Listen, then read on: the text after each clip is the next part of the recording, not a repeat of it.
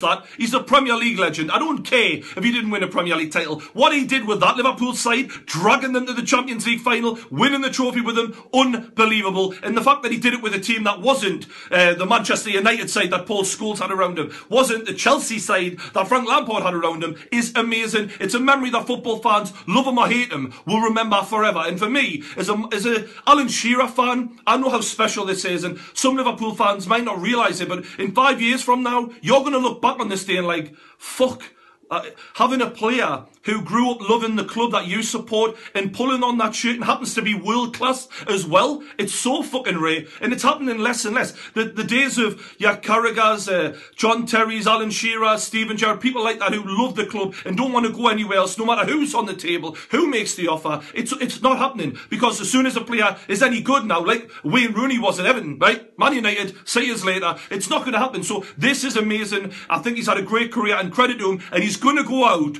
against Alan Pardew, who will bring his smile, he'll bring his fist pump, and he'll want to spoil the fucking party. And I tell you what, Palace could do it, because Liverpool, similar to Palace, shite in defence, but decent going forward. So I think there should be some good goals. I'm hoping for a great atmosphere. Watching, Liverpool fans sing to him and give him a good send-off should be good. Good entertainment for the neutrals especially. But I don't think you can write off Palace here. With the way Balassi, Zaha, Murray terrorised the Man United defence. Yes, they got beat. It was actually their 4th defeat in a row, but they should have won that game, and only David De Gea stood between Palace and at least a draw. Whereas Liverpool, they don't look great, but they looked okay against Chelsea. I think they're going to do enough to win this game, but only just, and I think it's going to be quite entertaining. But Steven Gerrard will drag Liverpool once again. This is the old romantic and is wanting to see Steven Gerrard get one last classic game in him. 3-2 to Liverpool is my fucking prediction. All right, let us know what you think in the comments below. For all the games, as always, on to the next match.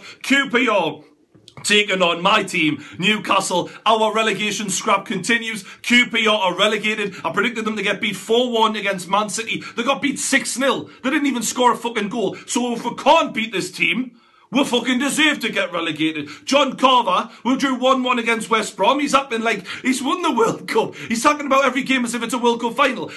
How satisfied can you be with a 1-1 draw at home to West Brom? I'm sorry, but we should be winning that game. We're in the relegation fight. Once again, no connectivity from the midfield to the strike force. I'm just praying Papi Cisse comes back and bags the goals like he's done earlier this season to keep up, because really, as bad as QPR are, we could still we could still fucking go down, lads. Honestly, I'm really worried. So I'm going to pray, as always, try and stay positive and say Newcastle win 2-1. Please, if there's religion, God, anyone pray out there, you fucking pray, you cunts. Right, on to the next match. Sunderland are taking on Leicester. They've got a game in hand on Newcastle. That's coming up next week, but this is still a big game. If Leicester can beat Sunderland and put the pressure on them, they could still potentially lose to Arsenal and Chelsea, and they could be back in this relegation scrap, because it seems like the last 2 wins, lucky as the way, seem to have dug them out of it a bit and left Newcastle and Hull as the main ones who could go down. But they got so lucky against Everton. It can't happen again. Can it?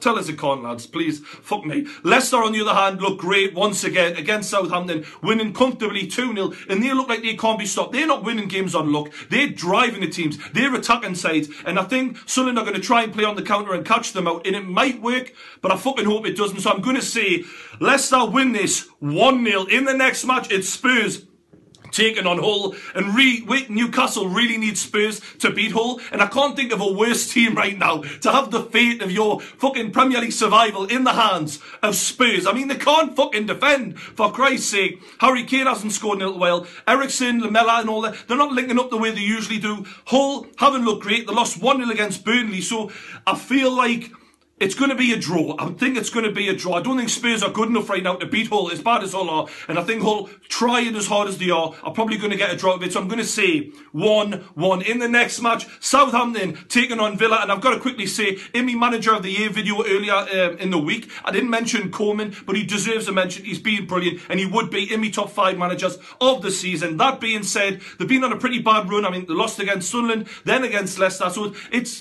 dropped off a little bit now that they know that they're not pushing for anything like Champions League football, but they've been great this season. But however, Tim Sherwood's Villa, really, you don't want to play them right now. They're on a great run. They look unstoppable. Delph, Grealish, Benteke, looking brilliant. So I think Villa are going to do all right in this one, but I think Southampton are going to stop the run because they've lost 2 in a row, and it's going to be 1-1. In the next match, it's Burnley taking on Stoke. A pretty irrelevant game. Poor Burnley, already relegated. Danny Ings looks like he's going to leave. Who will he go to? Sounds like Liverpool. Let us know what you think of that deal in the comments below. Stoke, on the other hand, have been really good lately. They won 3-0 against Spurs. I can't see them losing this game, so I'm going to say they win this one 2-0. In the next match, it's West Ham versus Everton. Everton, how did you not beat Sunderland? I've asked this question a million times. I still can't fucking believe it. You didn't beat Sunderland. You should have fucking done. West Ham lost against Aston Villa, which I predicted, I think correctly, 1-0. Neither team have got anything to play for. Big Sam's job is up in the air. Roberto Martinez's job can't be that safe either. Not a great season compared to the first season he had at Everton. So let us know what you think about the managers of this one. Are they safe? Where will the big come next season? It sounds like Roberto Martinez will stay, but Big Sam, it looks like he's going. I don't think there's going to be a great game, and I'm going to say 0-0. Ball fucking draw. Might be wrong. Let us know in the comments below. Next up is Swansea, who are taking on Manchester City, and I didn't mention him in the last video, the manager of the year video, but Gary Monk has been brilliant, and he would be in my top 5 managers. He's come into his first job as a manager, and he's done the best they've ever done in a season. That's with losing his star striker. Gomes has been fantastic. He scored the goal against Arsenal. I don't quite know how they won that game, but I looked at Gomes and I thought, we could have had him. Newcastle were rumoured to be getting him for free, but his wages were too high, so we didn't get him. We could use his fucking goals right now. Credit to Swansea. They're playing good football. They're exactly the kind of team, as a Newcastle fan, I wish we were like. Good football, solid, hard to beat. Gary Monk in charge, a good young fucking manager. Good for them. They're taking on Manchester City, who really, with Aguero, they just look so dangerous right now, even with how bad the defence is. And I think they're going to concede in this game, but I think Aguero, with Manchester City, players like David Silva behind him, they're going to be too strong. So I think they're going to win 3-1. Man City win. In the next match, it's West Bromwich Albion taking on Chelsea.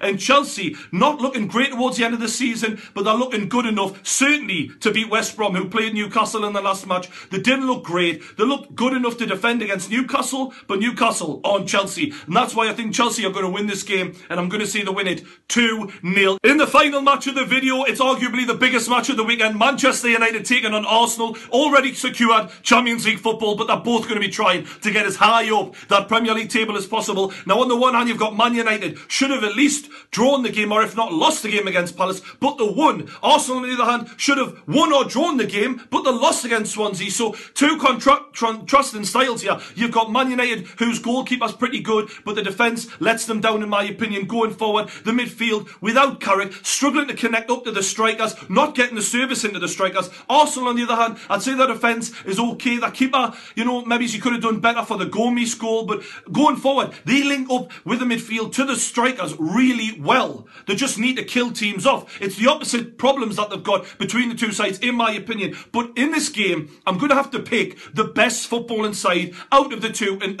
after watching, you know, the last 10 games from each side, even if it is at Old Trafford, I've got to go Arsenal. Arsenal are the better side, in my opinion. Am I right? Am I wrong? For all of these predictions, let us know in the comments below. Don't forget to like the video. Appreciate everyone supporting the True Geordie YouTube channel right now. And if you haven't, subscribe to the True